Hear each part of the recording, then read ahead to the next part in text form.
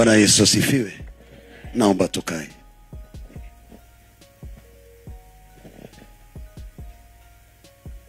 Ukiona nimeacha Biblia yangu kule, inamaanisha nimeambiwa nifanye kile kinaitwa closing remarks. Naitwa Evangelist Ezekiel. Yesu Kristo ni Bwana na Mwokozi wa maisha yangu. Nashukuru kwa ajili ya kila mmoja aliyehusika, kwa ajili ya wazazi wangu, Mzee James, Mama Rebecca, wazazi wangu, Mama Monica, mama yake Pastor Sara. Ni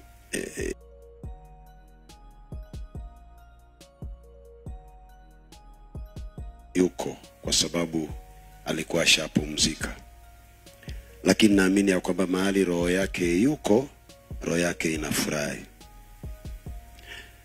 Nashukuru jambo lingine tena kwa ajili ya His Excellency Mheshimiwa Kalonzo Musyoka kwa ajili ya kuchukua time. Unakuta karibu viongozi shughuli zao wakahakikisha kwamba wamefika. High Excellency Mheshimiwa naye ameacha shughuli zake. Mheshimiwa Owen, nakumbuka nikiongea na yeye akaniambia Pastor, I'm in South Africa, sababu nimemtafuta kwa simu. Ni ndugu yangu, ni mwanangu wa kiroho, ni ndugu yangu mkubwa kwa uongozi. We are very close. Akaniambia, nikamkosa kwa simu, nikimtafuta kwa WhatsApp akaniambia I'm in South Africa. Nikamwambia kama uko South Africa, mimi naenda kutoa mahari. Akaniambia lini? Nikamwambia Friday. Akaniambia mimi ndege yangu ni Saturday. Nikamwambia lakini huwezi kosa.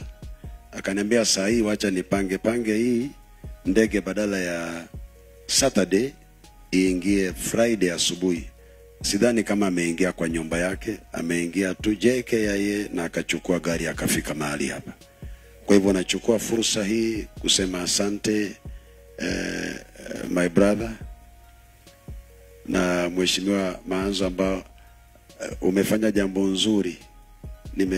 Nimepata habari kupitia kwa High Excellency, akaniambia unajua Mheshimiwa Maanzo anakuja. Nikamwambia karibu sana. Kwa hivyo waheshimiwa, karibuni sana. And His Excellency tumekuwa marafiki kwa miaka sasa, as a family friend. Nashukuru, sichukulii jambo la kawaida kuwa na urafiki wa karibu. Hata kabla sijakuwa na mapito niliyoyapitia, tulikuwa marafiki mpaka leo hii. Na High Excellency tumekutana hata nyumbani, tumekuwa marafiki mpaka leo hii. Mungu awabariki sana. Nimeshukuru sana kwa ajili ya kuja kuhakikisha kwamba sherehe hii imefanikiwa kwa kiwango hichi. Sijawahi kufanya sherehe kama hii. Mimi ni mgeni kwa karibu kila jambo. Ni mara yangu ya kwanza kufanya jambo kama hili. Imefika asubuhi ninaulizwa program. Nikauliza yule ambaye ananiuliza program, wewe ndio nakuuliza program ni gani? Sababu mimi sijui. Mimi sifahamu mambo haya. Mawakili wakiongozwa na wakili Mari, sikutarajia mtanipa heshima kama hii. Kuwa in full school, not school. Official attire ya sheria. Na wakati mwingine ungeniambia Pastor, kesho utaachiliwa, utalala hapa. Na Bishop naye anasema vile wakili amesema utalala hapa. Sasa nilikuwa nawaza kwani mlielewana? Nimeshukuru sana mawakili kwa yale ambao tulipitia. Mungu alihusika. Leo hii tuko mahali hapa. Tunamwambia Bwana asante. Kwa kwetu sote wote waliohudhuria na shukuru. Natamani tufahamu kitu kimoja kuhusu viongozi wetu. Viongozi wetu wanaweza wakazungumuza yule kiongozi, huyo kiongozi. Ukiweka moyoni mwako ukakasirika, utakasirika bure. Hao watu wanaelewana na wanakula pamoja, wanakunywa pamoja. Ni marafiki. Wanapoongea wanaongea kwa ajili ya kutengeneza nchi. Usichukulie moyoni mwako ukakasirika bure. Amen. Sijui kama umenielewa. usichukulie moyoni mwako ukakasirika bure. Mimi ni kiongozi wa kiroho. Niko na viongozi Nyanza, niko na viongozi Eastern, niko na viongozi Northeastern, niko na viongozi Central. Hawa wote ni viongozi wangu, ninawaheshimu wote. Amen. Na ninawaomba nyinyi pia watu wa Mungu wenzangu, tuzidi kuishi kwa amani na tuheshimu hawa viongozi wote. Ni sawa? Najua utasema lakini siku moja utaelewa kila ambacho namaanisha. Tujaribu kuheshimu hawa viongozi na tuwapende tu, sababu ni marafiki na wanaelewana. Ideologies zikiwa ziko tofauti haimaanishi wanachukiana. Kwa hivyo usitoke hapa kwenda kupigana mwenzako. Ni sawa mtu wa Mungu? Amen. Ninapomalizia natamani, mwingine aliniambia Pastor Ezekiel, unaweza kutubariki? Unaweza kutuombea tubarikiwe? Leo mimi ndio yatakana nibarikiwe, mimi ndio nao. Sijui vile itakavyotoka kuwa, lakini mimi nikitoka hapa nitatoka na mheshimiwa Owen tukiwa tuwe tuko kwa ndege, tuwe tuko barabarani tunaenda kwetu Kilifi. Bwana Yesu asifiwe. Sijajua vile nitaifanya, sababu najua mimi huduma yangu inahusika na wokovu, ukombozi, miujiza na ishara na msaada wakati Mungu ametuwezesha. Amen. Kwa hivyo ikiwa mtaniruhusu nitaifanya vile Bishop huwa ananiambia nifanye. Itakuwa ni sawa? Naomba tusimame. Hiyo keyboard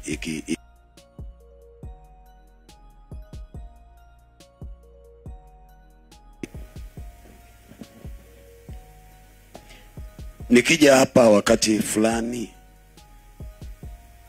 ile nyumba mahali nilipokelewa haikuwa na mlango na ilikuwa nyumba ya nyasi. Lakini wale wazazi wa Pastor Sara walinipokea hivyo. Na sikuja na wazazi wangu kwa sababu hatungeweza kupokea kuwa na nauli. Nilitoa mbuzi 2 wakati huo. Walinipokea, hawakunikataa, na wakanipa msichana wao nikaishi naye miaka 20. Leo tumekuja hapa, unaweza kufikiria ni town. Pasipo Yesu Kristo ni kazi bure. Unaweza kuwa na umaarufu wako kama mimi, unaweza kuwa mnyonge kama mimi, lakini pasipo Yesu Kristo ni kazi bure. Babangu wa kiroho amewaongoza katika wokovu. Mimi natamani ni kuombee imani yako ikue, isiwahi rudi nyuma. Sijawahi kujua mwingine anayepeana uhai tofauti na Yesu Kristo. Wenda we ni mgonjwa, wenda uko na tatizo, amini Mungu. Amini Mungu tu. Nitakuombea.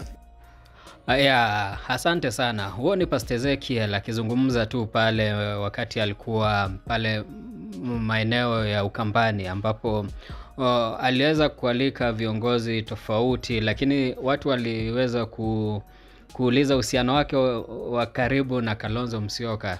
Kwa nini yenye ilifanya mpaka akamkaribisha tu Kalonzo Musyoka? So wengi waliweza kuhudhuria pale, viongozi kadhaa, mpaka huo mheshimiwa ambaye aliweza kusema kwamba kuna wakati mheshimiwa William Samoei Ruto aliweza kumwomba aweze kumpatanisha na Pastor Ezekiel, jambo ambalo wengi wameweza kuitafakari kwa njia tofauti tofauti. So sijui na maoni gani kuhusiana hili lote. Kama umeweza kusikia hiyo video hapo, kama uko na maoni niachie hapo kwenye comment section. Kama hujasubscribe na kuomba uweze kusubscribe, finya notification bell, ndio wakati wote tutapata habari kama hizi unakuwa wa kwanza kuzipata. Asante sana kwa kutazama Wasource TV. Asante sana.